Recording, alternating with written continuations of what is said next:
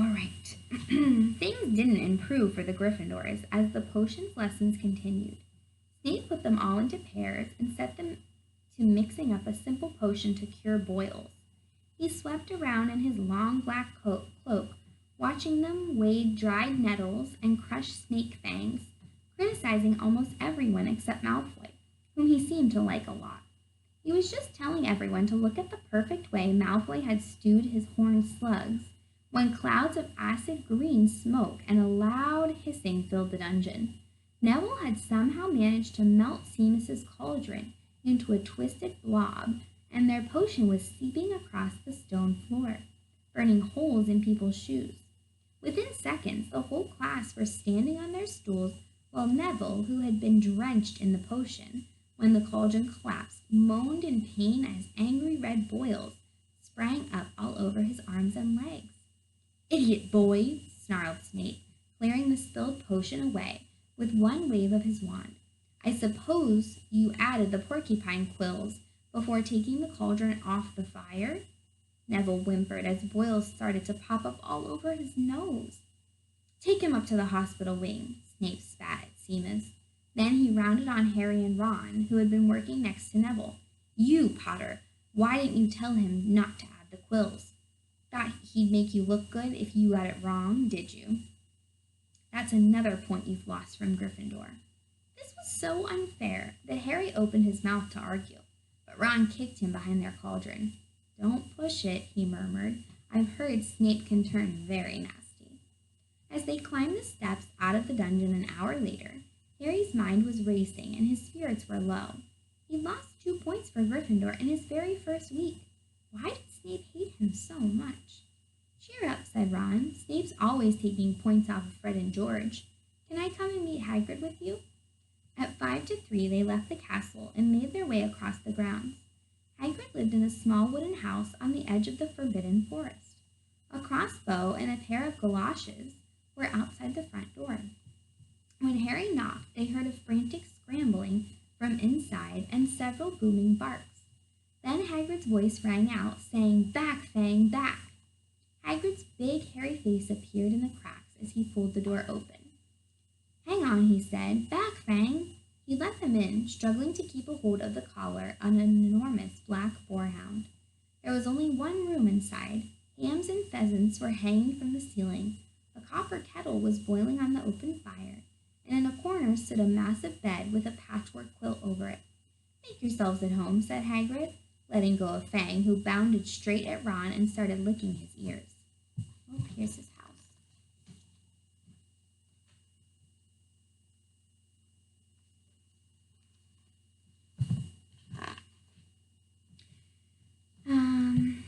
Fang was clearly not as fierce as he looked. "This is Ron," Harry told Hagrid, who was pouring boiling water into a large teapot and putting rock cakes onto a plate.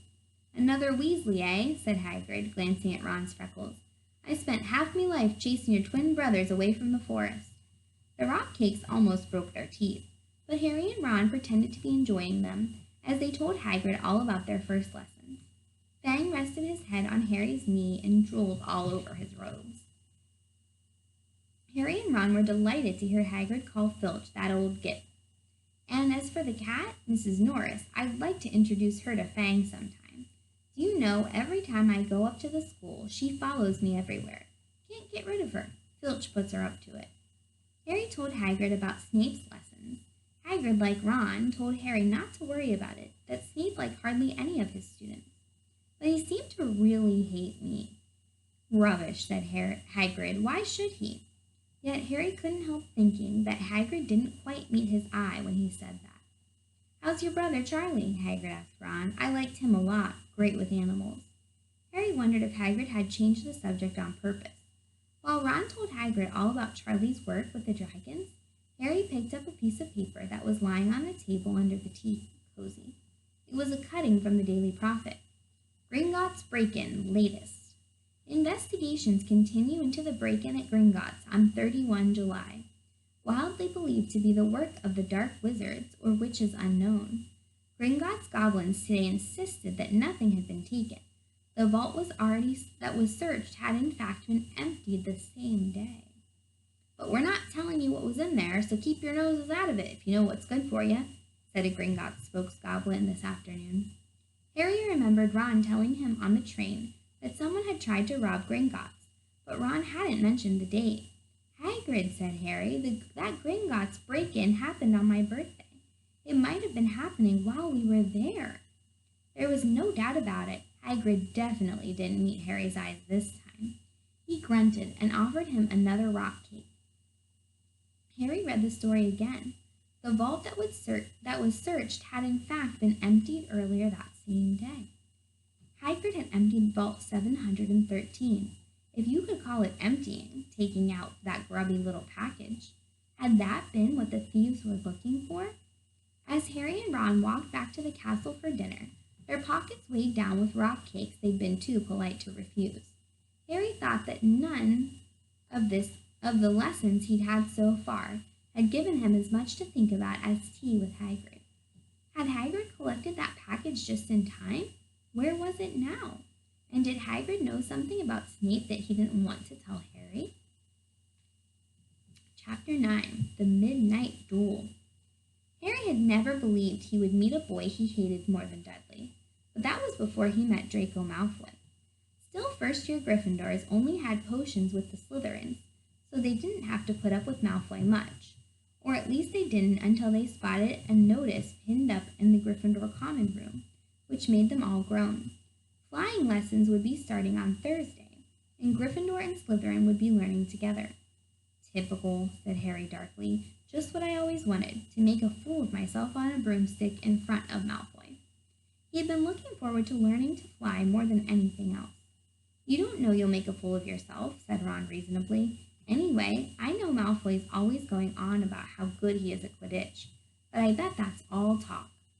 Malfoy certainly did talk about flying a lot. He complained loudly about first years never getting in the house Quidditch teams, and told long, boastful stories which always seemed to end with him narrowly escaping muggles and helicopters. He wasn't the only one, though. The way Seamus Finnegan told it, he'd spent most of his childhood zooming around the countryside on his broomstick. Even Ron would tell anyone who'd listen about the time he almost hit a hang glider on Charlie's old broom. Everyone from wizarding families talked about Quidditch constantly. Ron had already had a big argument with Dean Thomas, who shared their dormitory, about football. Ron couldn't see what was exciting about a game with only one ball where no one was allowed to fly. Harry had caught Ron prodding Dean's poster of West Ham football team, trying to make the players move. Neville had never been on a broomstick in his life, because his grandmother had never let him near one. Privately, Harry felt she'd had good reason, because Neville managed to have an extraordinary number of accidents, even with both feet on the ground. Hermione Granger was almost as nervous about flying as Neville was. This was something you couldn't learn by heart out of a book, not that she hadn't tried. At breakfast on Thursday, she bored them all stupid with flying tips she'd gotten out of a library book called Quidditch Through the Ages. Neville was hanging on to her every word, desperate for anything that might help him hang on to his broomstick later. But everybody else was very pleased when Hermione's lecture was interrupted by the arrival of the post. Harry hadn't had a single letter since Hagrid's note, something that Malfoy had been quick to notice, of course. Malfoy's evil owl was always bringing him packages of sweets from home, which he opened gloatingly at the Slytherin table. A barn owl brought Neville a small package from his grandmother.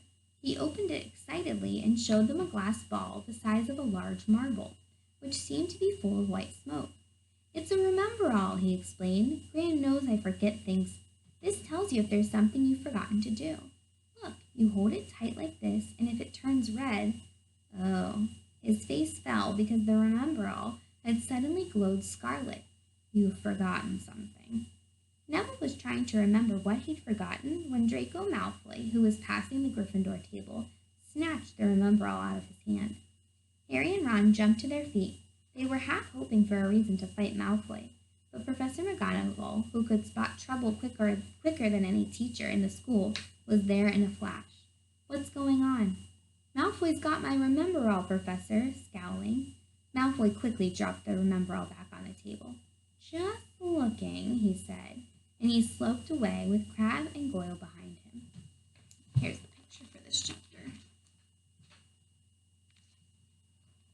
Okay, we'll continue next week.